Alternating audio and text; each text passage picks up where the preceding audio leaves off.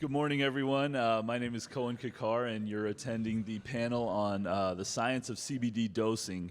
Very excited to moderate and be a part of this panel.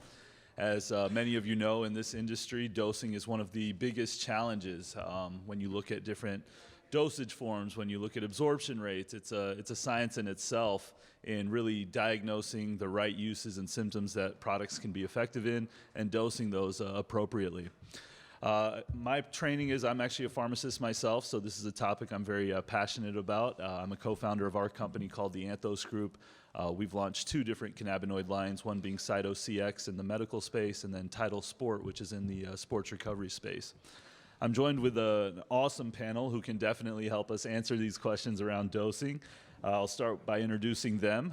First, we're joined by Dan Tobin, who is an attorney and CEO of IVIC Holdings, an international cannabinoid company.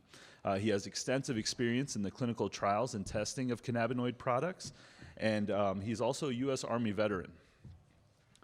We're also joined by Charlie Permarini, is that right? Close. Okay, who's a physician assistant with 5 years of experience, especially in pain management. He has a master's degree of science and physiology and physician assistant studies and a master's of public health. He's the CEO and founder of Restorative CBD and is a co-author on a peer-reviewed article reviewing current literature about CBD and pain. And finally, we have Dr. Najifa Chaudhry.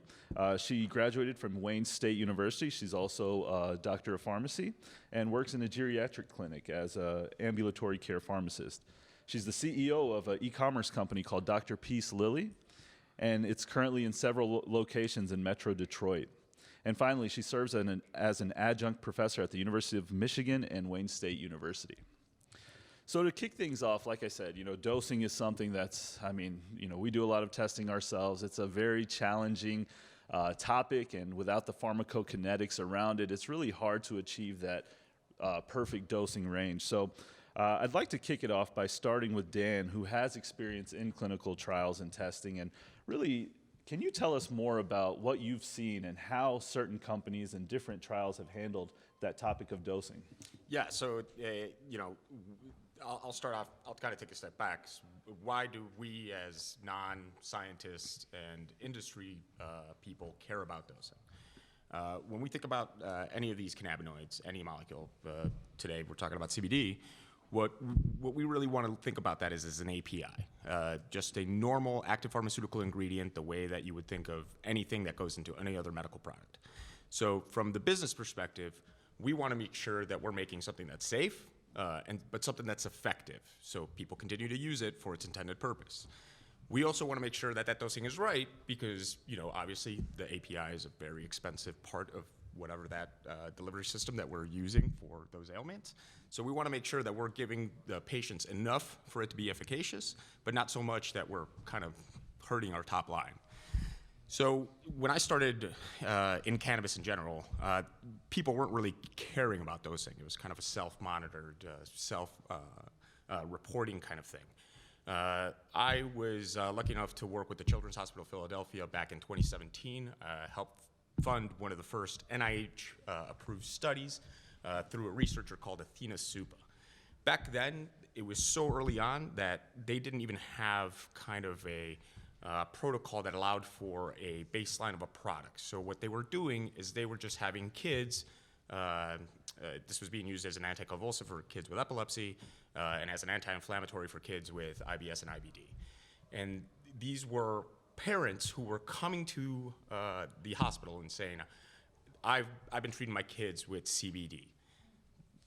What CBD? Oh, I have this bottle that I got in a shop in Maryland, and I drive down to Maryland, once a month to go get this. Okay, but they have no idea what's in that. So in the very early stages, what they were doing is basically just doing bioavailability studies and then with self-reported efficacy. So they would send these kids home with little pinprick blood tests, and they would administer whatever dose the parents thought was right. They literally were just guessing. And then they would test for bioavailability 30 minutes, an hour, 3 hours, and 6 hours afterwards. They would send those blood results back, and they would see if there was actually something then, and then they would check it against the self-reported studies in a sheet that they sent home with the parents. We've advanced pretty far since then, but not that far, because we still don't have, the kind of body of data that we need in order to figure out what the dosing does for what particular ailment, and we really don't have standardization across CBD as a product form, or even in delivery systems. New delivery systems keep getting added every day just because of product novelty kind of sells, so the industry's incentivized to do that. So, people like these pharmacists and scientists are the ones that are kind of like leading the way. I, as a businessman, want to make sure that we get a molecule that's as standardized as possible while, kind of having a kind of tailored effect that's gonna treat what people are buying my products for. That's why I care about dosing. Absolutely, and I think a major point and a point that I appreciate is that specific dosing per symptom. Whether you're treating pain or you're treating anxiety, sometimes that's different. Charlie, I'd really like to hear more about your practical experience with patients. I know you do a lot with pain management, but I'm sure you see the full spectrum. And how do you determine what dose based on the symptoms that you see? Yeah, that's a great question. It's kind of the silver bullet that everyone's trying to obtain, similar to what you're looking into. I tell my patients that the good and the bad thing about cannabis, CBD, any of these things, it's a personal journey, which kind of puts the onus into the patient's hands, which is good, because instead of me just writing a prescription and saying go home, take 2 of these, and come back, I try and counsel them on everyone's dose is going to be different. I have some standards that I usually start patients on. For pain, I think people need a little bit higher dose than a lot of people think they do. And so when people come to me and self-report, hey, this didn't work, it's because they were taking 15 milligrams, right? So I typically start for pain specifically at around 25 milligrams, and then I go up or down based on their results. But everyone's endocannabinoid system responds so differently to everything, right? Everyone's endocannabinoid dysfunction is different. And so the delivery mechanism makes it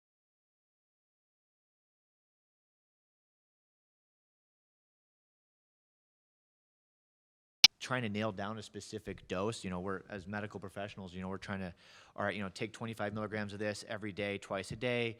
It's reproducible. We know how it's going to work. I think that's what is challenging, and what's also beautiful about cannabis and CBD is that it's going to be so hard to nail down just one molecule. That's why THC-derived medications that are just THC fail, right? You're missing CBD, you're missing terpenes, you're missing CBG, CBN, you're missing flavonoids, you're missing the whole plant. So when you give patients just any of the THC molecule, they stop because they feel awful. It's because the plant was not made with just one molecule, right?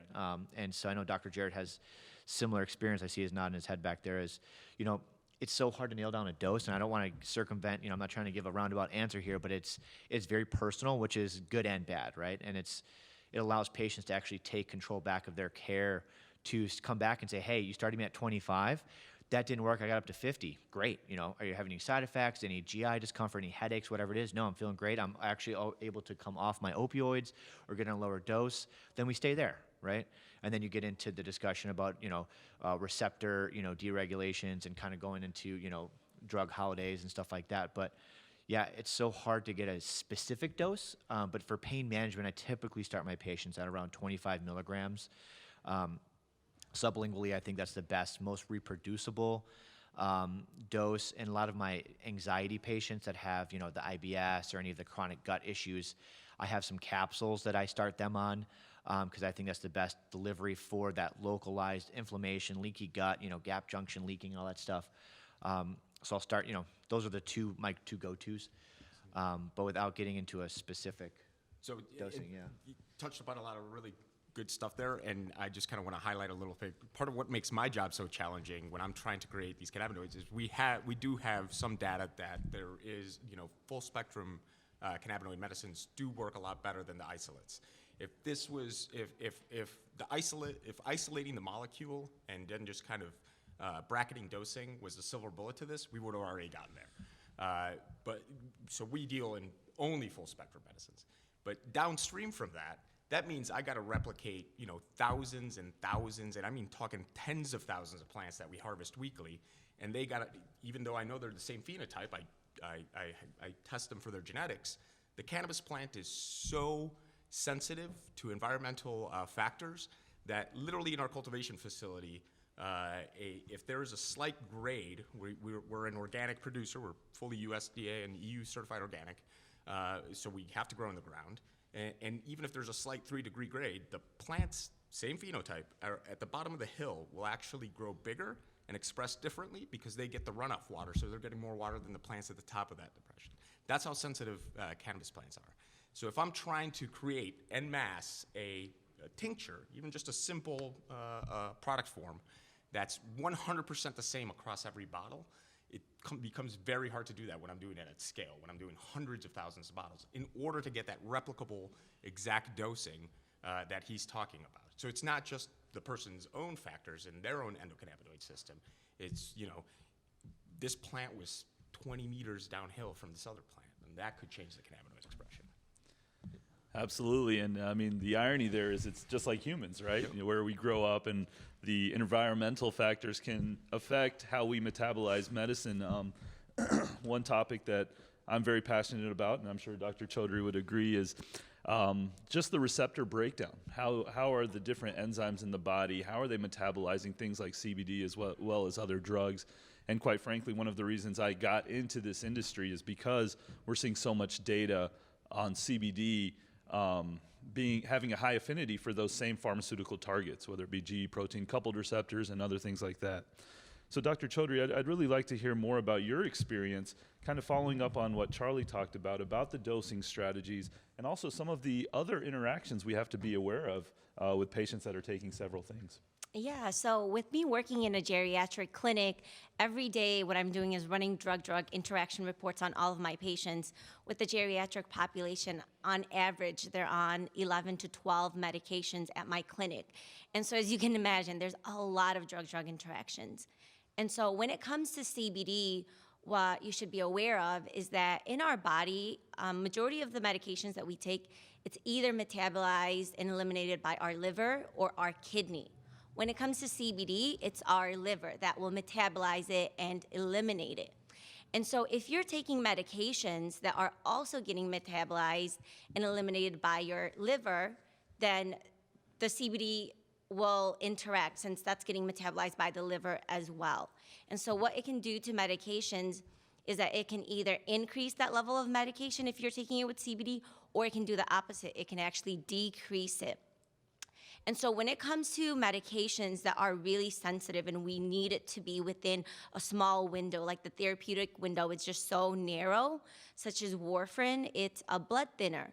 And so a lot of my elderly patients, that they are on warfarin to prevent any type of clots that could end up in their brain and cause a stroke, or in their lungs and it can cause a pulmonary embolism. So we give them warfarin for it to thin out their blood, so it can prevent that.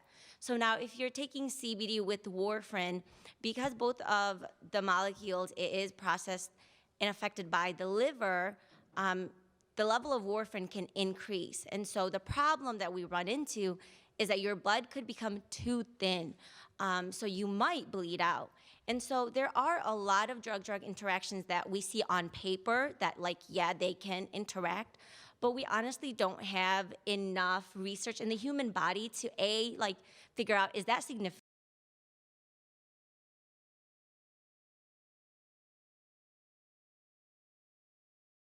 Might be an interaction, but if someone's taking CBD for their high anxiety, or they're taking it for pain, and it's allowing them to not be on an opioid or to not take a benzodiazepine that is addictive, that has side effects, that isn't good for you long term. So you got to also figure out the risk versus benefit. The other thing to know about CBD is that, so in our liver, there's a family of enzymes called CYP450, and those enzymes are the main ones that's involved when it comes to metabolizing and eliminating a lot of drugs.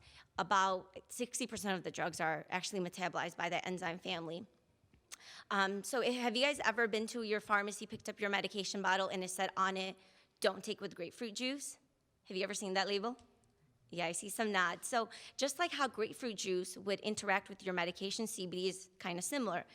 So whatever medication's interacting with grapefruit juice, you can almost say it would kind of interact with the CBD. And so that's one way where, yeah, we see that label and we know it would interact, but again, we don't know how much it would really interact. So with my patients, for example, I tell them if you're on an anticoagulant like that warfarin, or if you're on a seizure medication, things where we need the dosing, we need the amount in your body to be at a specific amount for it to work, then definitely let your doctor know. Because if you let your doctor know, what they can do, or even your pharmacist, what we can do is do more blood tests on you just to see where that drug level, if you're taking that seizure medication, for example, or warfarin, we can test your INR. We can see, do a blood work and see where that medication level is and maybe adjust it to the CBD that you're taking.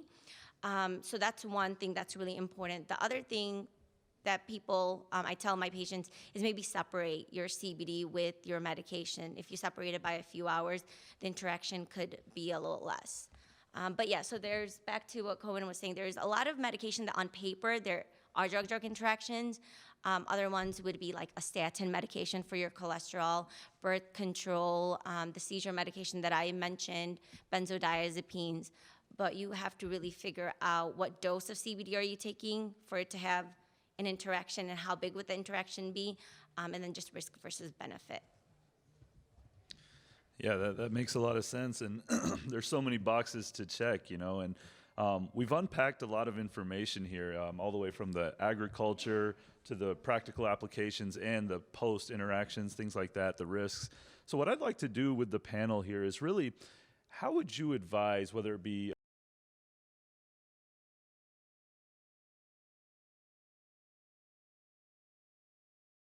tech boxes you would recommend that they take a look at before they either purchase or recommend certain products? What are some key attributes based on all of the conversation we've had thus far that you would identify as key points to look for? Yeah, that's a great question. For my customers, I always tell them, you know, transparency is really big when it comes to any brand. You kind of want to look into, like, who is the brand owner? Why are they in it? Are they in it to make a quick dollar, or are they really passionate like I am, where I really want to help my patients and give them a high quality product? Labeling is really important too, because I feel like a lot of brands that I've seen, it's like they'll say, oh, there's CBD in there, but they don't really quantify, okay, how many milligrams? And so that just seems a little fishy to me. Or they'll have products that says hemp oil, and they're selling it to patients, making them think there's like active cannabinoids and CBD in there, and it's not. Of course, lab testing is very, very important. You want to look at that lab testing to see, okay, how much CBD is in there. If you care about THC and if you don't want it in there, like to, you know, verify it's not in there. Or if you want it in there, that's great, but you want to know. You want to look out for like heavy metals. You want to look out for pesticides. You want to look out for bacteria, because CBD, it's a, you know, great oil and molecule to take, but then if it's contaminated with other things, you don't want that in your body. So I always tell my patients to look out for that. She hit the nail right on the head. There's literally nothing I can add to that. Make sure that you're buying a product that has a certificate of analysis. The industry leaders are now moving towards FDA-like regulations. We're not completely regulated by the FDA, but we can do things like research enforcement actions and see where other people get in trouble, and we can do things like be completely transparent about what we're putting in a bottle. Our products look like a OTC registered product. We are actually in the process of doing some OTC registrations for our products. The FDA just released some guidance a couple of weeks ago that looks like it's going to make that a little bit harder, especially when it comes to mixing CBD with other OTC APIs. But really good companies that care about quality will have a complete ingredient list on their bottle. They'll even have a QR code that links to the COA. Don't ever buy anything that has a simple label where you can't tell where 100% of the ingredients in that bottle come from, and don't ever buy or promote anything that doesn't have a COA. It's that simple. Not everybody's going to go the full boat, and our, you know, again, we're EU, USDA organic certified. Everything we do is either GAP, which is Good Agricultural Practices, GACP, Good Agricultural Collection Practices, and CGMP, which is Good Manufacturing Practices. So our oil is made in the same way that a standardized pharmaceutical or OTC product would be made. Again, not everybody's going to go there, but at a minimum, they should have all of the ingredients in whatever product form there is, and a very easy to find certificate of analysis to show what's in that product. Yeah. Not much to add up. They hit it all in the head. I think in practice, I still to this day, see a lot of patients that get something that they bought on the internet or Circle K, or their uncle gave it to them, and the bottle clearly states THC free, broad spectrum. But then when I drug screen them, because I write a lot of opioids, they're positive for THC, and then I call, how can that be? I'm like, well, either A, the company was lied to that their product was THC free, or they're trying to dupe you. I don't know which one it is, but I would stop using this product, which is a shame because it just puts a bad name on all of us that are trying to do this correctly. But I still think a lot of people are confused by the definition of broad spectrum versus full spectrum, THC free. What does that mean? So just trying to look at the bottle, make sure the label is good, and like she said, the story. Every website, when you go to it, should have the About Us page, right? And who is it? Are they a lawyer, a pharmacist, a PA? Are they someone that just has a great story, which is fine, or is it they're just hiding behind something, right? So those are big keys. Absolutely. And, you see so many products out there, to your point, hemp oil online, different, 7,000 milligrams in a bottle, 10,000 milligrams in a bottle. I mean, For like $20. Exactly. Like, no way. On Amazon. Yeah, where there's smoke, there's fire. And it's an important point because, as you can tell from the panel, quality is so important because that's what really affects the dosing strategy, right? Mm-hmm. That's how we can confidently endorse that this dosing would be effective. To get into a little bit more, one thing we're starting to see more about, and I thought that would be beneficial for the audience to learn more about, is some exciting data is really coming up around opioids and either tapering them down or even potentially discontinuing them as we see CBD work in certain patient populations. I'd like to ask Charlie if you could kick us off, and of course if the panel could chime in. What are some strategies, as well as maybe even some case studies that you've seen where CBD, and please tell us what dosage form you used as well, was able to really help patients either taper off or discontinue those opioids? Yeah, that's a great question. Obviously, I'm passionate about the opioid epidemic because I'm front and center in it. Just read a report from 2018 from the CDC that showed that when a state legalizes marijuana, there is a decrease in 30% of opioid overdose deaths. I mean, you can't say it again? Oh, that's substantial, right? It's not just CBD, but it's the whole cannabis plant in itself. But, I just have anecdotal evidence from my patients that I see, 30 people a day for the last 6 years, that a large majority of them, if they use it correctly, if they give it a chance, not just, you have to educate the patient. It's not like taking a Percocet. You're not going to feel this in 20 minutes, right? This is something that has to build up. It's going to take some time. You're going to have to find your dose. And if they're willing to put that work in, I see patients coming back and saying, hey, I only need 1 Percocet a day when I was on 4. And, some people are lowering their dose. Some people are even turning in their Percocet and their opioids altogether. Some people come back and say your product's full of crap. And I'm like, well, I don't, okay, so I think it runs the gamut. And I think like I said before, I usually start 25 milligrams it's not a hard and fast rule, right? I look at a lot of drugs. My big thing to patients is CBD is not a life-saving medication like a seizure med or a heart med or anticoagulant. I said it's a life, it's a life-altering medication. It's for quality of life, but, check with your cardiologist, check with your pharmacist. Is there a drug, on paper, we look at all these drug-drug interactions, and anytime I prescribe something, there's bells and whistles every time you prescribe something, is it okay?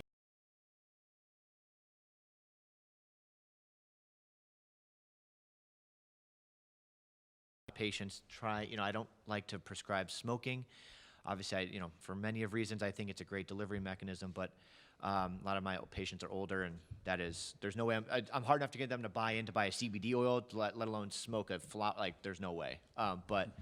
So yeah, I think 25 milligrams, and I do anecdotally, and I know there's case studies out there that will show if people are using CBD correctly, a good product, and using, a good delivery system, they're going to come down on their opioid levels. And that's what it's all about at this point. And with our opioid epidemic just ramped right back up with the COVID. Yeah. Just a quick question. Yeah. I know hormones takes a while and that whole thing. Mhm. Are you thinking 3 months? No. How long do you transition them over? A couple weeks? So my dosing titration schedule is kind of what I do with gabapentin. So I just start at 25 milligrams at bedtime, and I say stay there for 3 to 5 days, see how you feel, and then go up or down based off of that. the next 3 to 5 days. And so I go in 3 to 5 day increments and have them report back. And then a lot of people, what I see is they come back in 2-3 months and are like, dude, it stopped working. Well, similar to any type of drug you take, receptors get downregulated, your body's smart. And so I say, go on a drug holiday for 3 days, restart back at your lower dose again and titrate back up. And they usually get the same results that they had before. And you can just alternate on doses. Or when I take my CBD is some days I just skip an entire day and just don't take it at bedtime. The next day I'll go, just kind of go back and forth on it. And the other thing to note with CBD when it comes to opioids as well, when you take CBD, there's a lot of studies that shows that the withdrawal effects of decreasing your opioids, it helps with that. When you're on opioids and you're trying to taper it off, you're trying to decrease how much you're taking, a lot of the time that anxiety also kicks in and you feel the physical withdrawal symptoms, and CBD helps with that as well. Yeah. Absolutely. And please go ahead. No.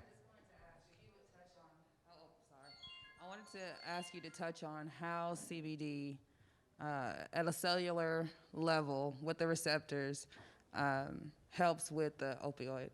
I kind of understand the process, but I would love to hear it again. So that is, do you have how much longer do you have? Yeah, right. So the beautiful and the very complex thing about CBD is does it not just bind to the CB1 receptors in our brain, right? Everyone's familiar with CB1, CB2 receptors. They're found in the brain, right? Brain stem, spinal cord. CB2 is in the periphery, right? So not only is it just binding to that, but CBD is also binding to other receptors that are part of the pain pathways. Capsaicin, which is what a lot of people put capsaicin cream on. There's specific receptors. The TRPV1, which is the vanilloid receptors, which helps decrease pain, right? That's all related to calcium and decreasing the action potential of the pain of nerve sending the pain signals. It's a very complex question. We're still, I think, trying to figure that out. But the short answer is it binds to receptors that are in the brain that help decrease your recognition of pain. And also with the endocannabinoid system is it can send signals. The endocannabinoid system regulates pain signals coming afferent, so into the brain, and also efferent, exiting. So it's able to kind of lack of a better term, short circuit the receptors at the level of where the pain is. If you hurt your finger, and also in the brain, the recognition of the pain. So it's all where the receptors are, and it's incredibly complex. That's a dissertation in itself. That question. So. Yeah, no, I think you did a great job explaining that. Yeah. Thank you. And I think a main. Go. I just have a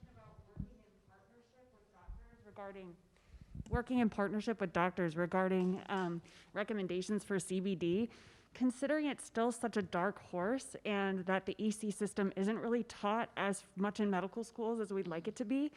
How are doctors as prepared as the professionals who study cannabis to make those recommendations, and how can you bridge that gap?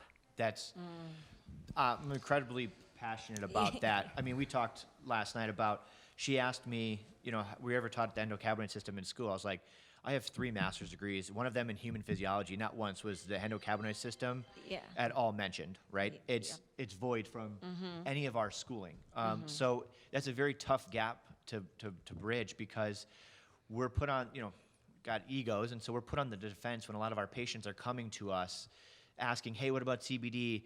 Until I actually embraced it, I thought people were trying to get high, honestly, right? Until a couple years ago. I didn't know anything about it until you start realizing that this is a life-changing molecule. But I think to bridge that gap, it's all about education. It's all about diplomacy.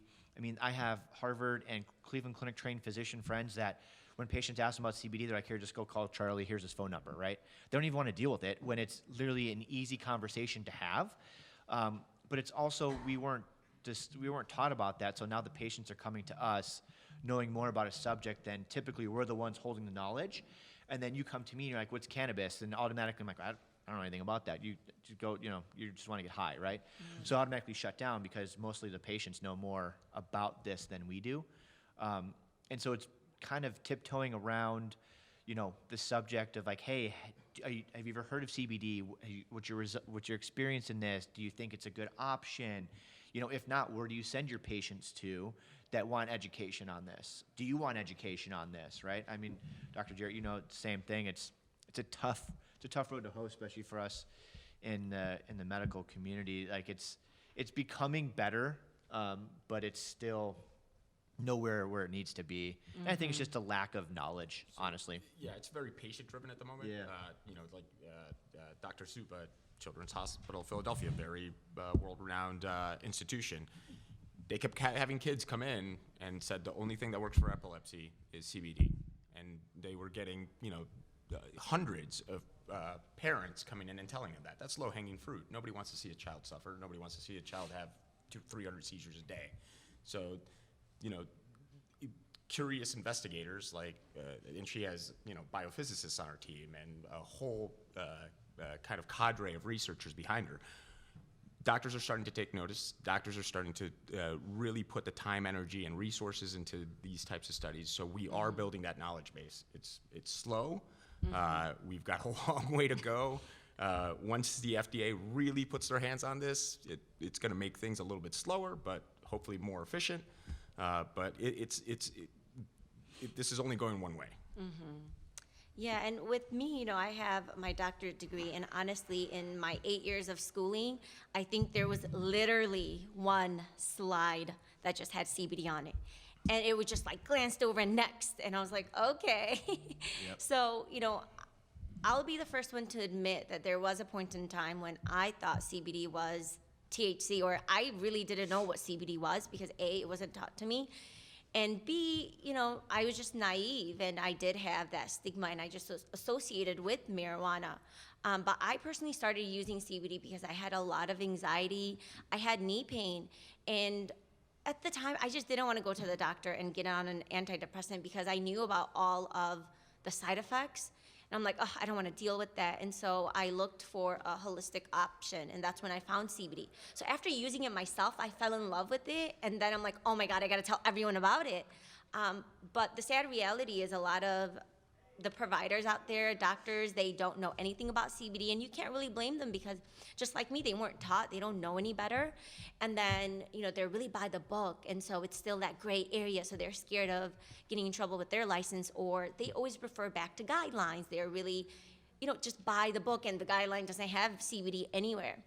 And so when it comes to, talking to your doctor or your pharmacist about it, I would say just be honest about it, because that's the only way we're going to normalize it. The more we tell our doctors and our pharmacists, yeah, I'm using CBD and I love it, it works for me, the more they'll catch on, like, hey, this stuff, it seems like it's working for my patients, I need to learn more about it.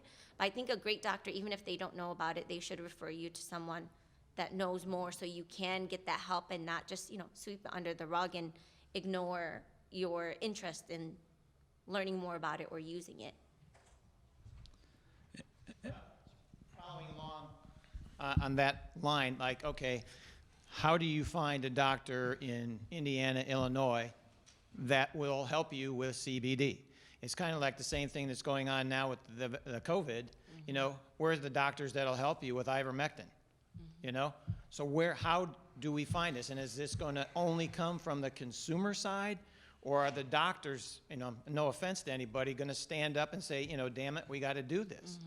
Because it seems it works, just like the doctor that says, hey, for epilepsy, this is what works. Why does that point not get across? Because doctors are reticent to apply any type of curative medicine or palliative medicine where they don't have a body of data and peer-reviewed published studies that tell them exactly what to do, exactly what dose, exactly what form. Part of it's, are the liability regime that we have in this country that makes doctors afraid to try new things, but also they're scientists and they're only going to do things that they can point to, that they have hard data. Running a full clinical protocol is an incredibly expensive thing. We do consumer observational studies. We're very good at doing that. We're very good and we're very efficient at capturing data. That is not the same level of reliability and reproducibility, more importantly, that you get with a full-blown clinical protocol. I can do a 700-person consumer observational trial for, it's called $10,000. To do that same trial on a clinical basis, you're talking about $1 million. So I need to be incentivized as a industry participant in order to spend those resources, which people are doing it now. We're in the midst of joining a consortium for a study called VitaLife, which is really just doing basic safety and efficacy data, making sure that, you know, overdosing on CBD doesn't damage the liver, and it can be generally recognized as safe when it comes to drug interactions. That's where we're at right now. We need to go, you know, 6, 7 levels above that to really get the data in order to make doctors feel comfortable. There are some doctors that are kind of leaders in the space who are trying to develop that body of knowledge, but we're still quite a bit and many millions of dollars away from getting there. Yeah. If you come to a meeting like this, are there a group of doctors that say, hey, you want to talk about CBD? Here we are. As compared to we have to show up to a conference like this to hear a couple of you guys. I mean, how do we do that? So Normal, it's NORML. I think that they're a cannabis advocacy group. It sucks. Like now we're talking. You got to go into the dark web, and I don't even know, right? But I think they're a good group to maybe if you start with them and then kind of backtrace to see who the, you know, there is an association for cannabis physician associations. If you Google.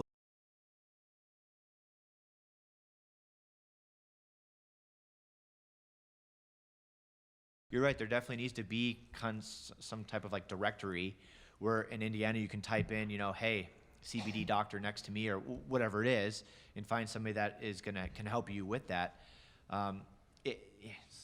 Medicine, we're slow. We love algorithms. We love algorithms, and that's what scares people about cannabis and CBD is it's not a hey, lisinopril. You start them at 10 milligrams, and then in 1 month I have them come back and I adjust up or down, right? Cannabis, it's not like that, and it scares a lot of people, but it leaves a lot of people, such as yourself, you know, just hanging in the wind, like, well, where do I go for this? I'm just using it on myself. I don't know how to do it, you know, and that's tough. And I don't have a straight answer for you. And I think as this gets more popular and as the laws kind of actually, they give us some type of rules and roadmap, it'll get better. But otherwise, you kind of just have to see who's selling CBD in your area, and I mean, you have to do some work, which sucks.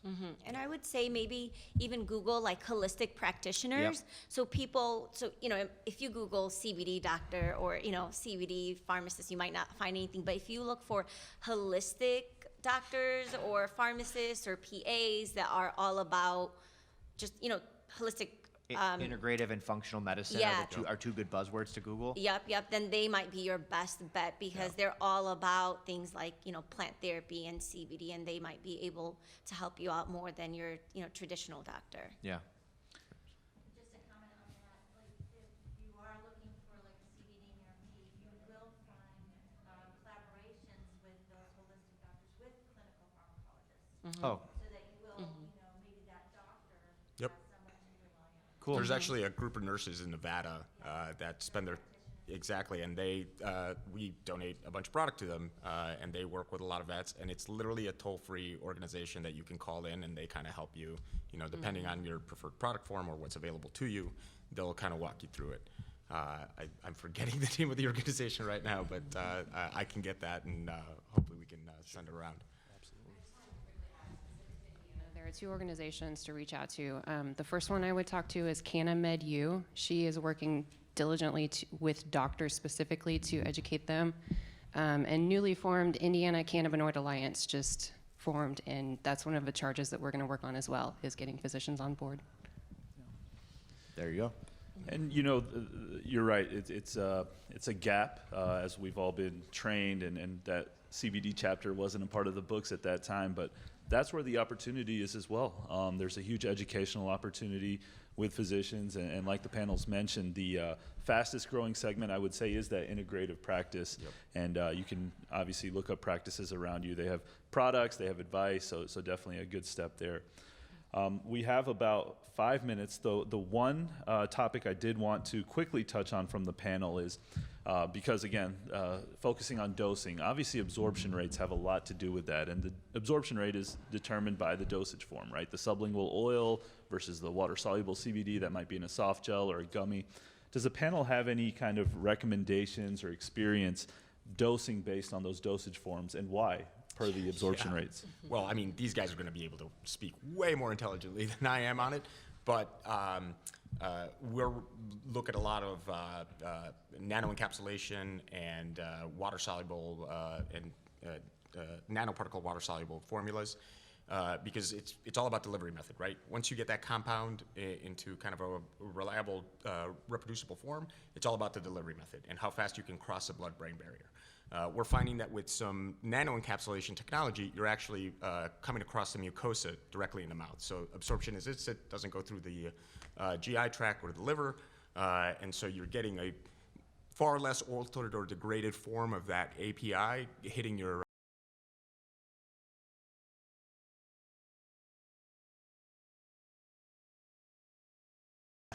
of that API in order to have the same effect. So it's more efficient, you know, for us as the producer of the API, and it's better and faster delivery for the patient. So we're really, really interested, and we're spending a lot of time and energy on that, on looking at that. So when it comes to the different formulations, I'll keep it really simple. So, you know, you have your smokable types or what, you know, or in vape pens. I know it's out there, which I don't really recommend, but when you do smoke it or inhale it, it does hit your system much quicker. It goes right into your bloodstream. It bypasses your liver, and so a lot of it isn't getting degraded. And then we have the second type of formulation, which is sublingual, which I personally love using. So when you're leaving it under your tongue, again, there's those receptors, glands, they'll take it right into your blood. You'll feel it working. And then the third type, which is, you know, a capsule or a gummy that you would chew and eat. But when it comes to that, you know, a lot of the acid in your stomach, it will just degrade and break down and just destroy a lot of the CBD. So when it comes to the different formulations, I do try to keep in mind how much of it will get destroyed by your gut. If you are like swallowing it, then you might have to, I'll tell my patients to take a little higher of a dosage. If it's something that's sublingually, they can get away with something lower because it will get into your bloodstream and not get destroyed. And then if you're smoking it, you know, a lot of it won't get destroyed, so then you might need less of a product. So I try to think about the different types of formulations and products, and based on that, give them a dose recommendation.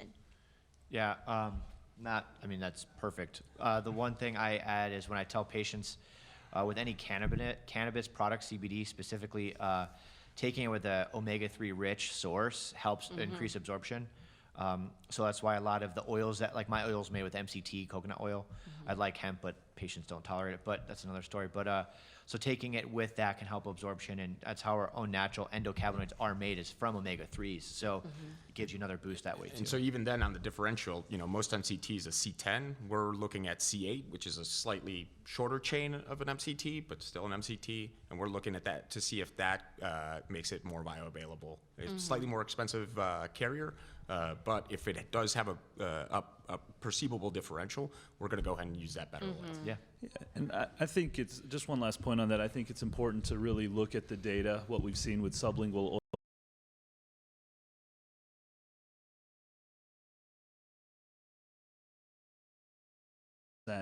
Unless it's water-soluble CBD. So if you find a manufacturer that has that water-soluble CBD, normally they have clinical studies to show you what that absorption rate difference is. So it's important to look at those things.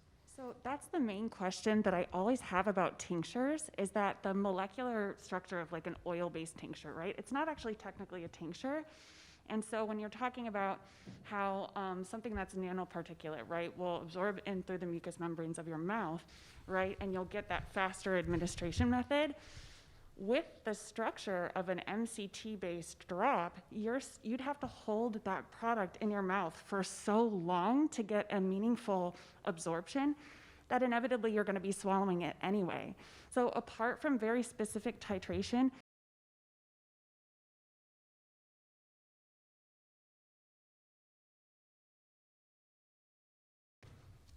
I mean, the sublingual gland still will absorb. There's a very rich blood supply down there under your tongue. So, there's like Zofran, for instance, right? ODT is under the tongue because we know that delivery mechanism does work very well. But I understand your point. But like oil-based? No, Zofran, but I'm getting it to the point that the delivery mechanism under there still works.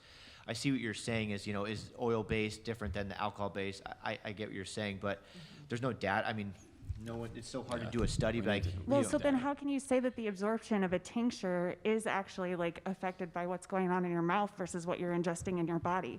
And how can you say that it is different from consuming an oil in another method?